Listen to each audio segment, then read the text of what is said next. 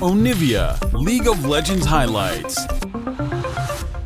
From Scout, but not the easiest of hard engage by any means, but there is a tremendous amount of scaling here. Okay. And it is going to be a pretty good matchup, at least in the early levels up into that Fiora. So we'll have to see, Dragons here.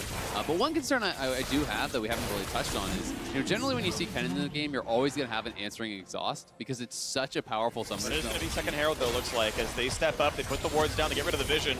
And as Scout heals back up, it's going to be claimed. Without Shockwave, the fight is harder. Zek a bit low on mana. That's a stun, but will it be enough, though? 100 HP, Wish comes off in time.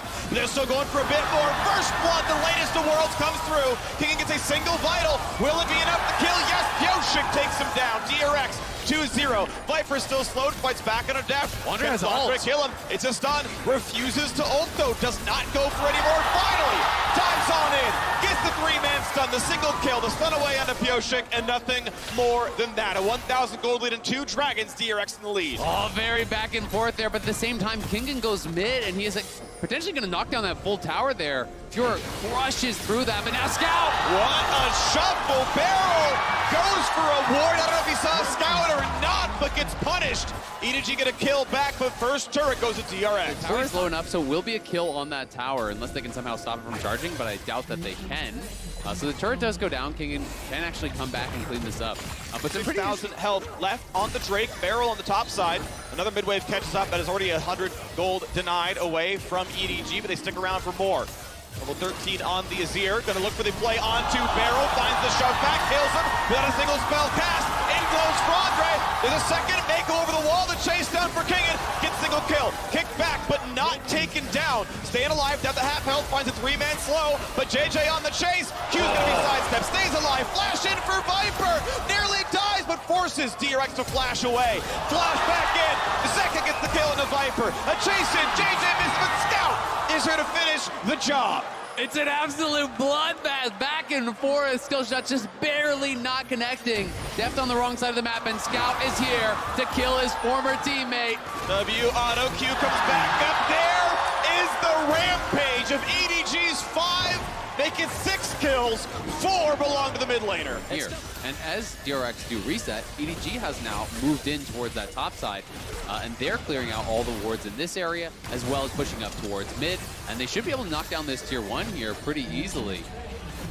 You get it. Number 3 on the board here. EDG tying up the teams have reversed compared to the last time we saw this Dragon fight. Flandre hovering around behind. They don't see Kingen on the flank, but here comes the arrow. Arrow hits Scout. Smite fight, not just yet. It's going to be reset on the Drake. Fiora still not in. Shockwave catches one. Mako stays alive. Here comes Fiora. Finds the kill, but Kennen goes back in for 2.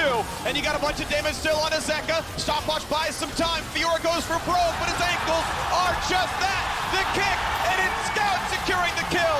On for a triple. And EDG win as long as they possibly could. They're going to get the ace. Only Mako falls, and Baron's going to be next in their sights. The world's flying in, finding that engage. The chaos created by this Azir opens the window for Flandre to fly in with his ultimate, for Viper to go forward as well. Everyone from EDG committing heavily to the fight. Now it is EDG truly in the driver's seat here, i.e. nearly done for Viper. It will be after this Baron power play because he already has all the pieces. That is going to be another enormous spike.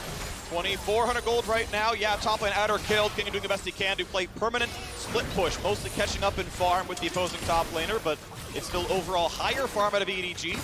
And the bot side siege slows down a little bit. Ashheimer, Orianna, pretty good defensive tools. And despite grabbing this Baron buff, EDG actually behind in turret kills so far. Of course, more to do as mid lane tier 2 should drop. And Kingen will finally get his own recall off. So still about 1,500 gold. There's 2,000 on the Red Bull Baron power play. Away. And the damage from Scout, you can see in the side lane, no one can really stop him at this point. And unless they're willing to commit, he's going to take advantage of his range to chip away at these towers. I mean, that is just the flat pen build there. Q plus 1, maybe 2 autos. It's a good 60% of Death's health there. Yep. And they're just going to punch it right through, knocking down the first inhibitor tower. The inhibitor is going to be gone very quickly here. We'll see how quickly Kingen comes back because he is still up in that top lane, still pushing.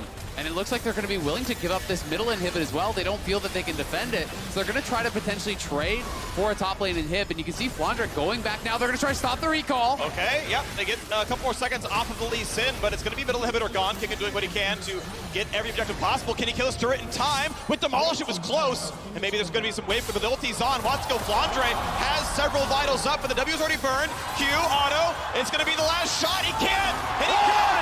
700 gold and a runaway. Kingen will try to survive with his life. Sivir ulti, I believe, burned. They can't get into him anymore, so Kingen with a great kill. So EDG rush on the Baron. Recalls take 8 seconds. Inhibitor is gone. Quick wave clear comes through.